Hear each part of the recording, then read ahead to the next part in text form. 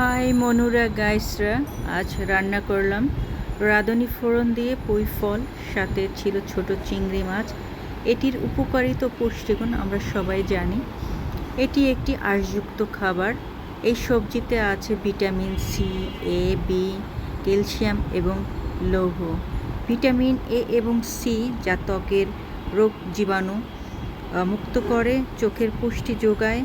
তবে যাদের অ্যালার্জি আছে এই খাবারটি এড়িয়ে যাওয়া ভালো। শিশুদের বুদ্ধি বিকাশ এবং বেড়ে ওঠার কাজে এই সবজির গুণাগুণ অনেক। এই ফল সবসময় পাওয়া যায় না, তবে শীতকালেই এর দেখা মেলে। আমরা এই সবজিটিকে যদি প্রতিদিন খেতে পারি তাহলে আমরা বিভিন্ন রোগ থেকে মুক্ত পাবো আশা করি। তো গাইসরা সবাই ভালো থাকবেন। বাই।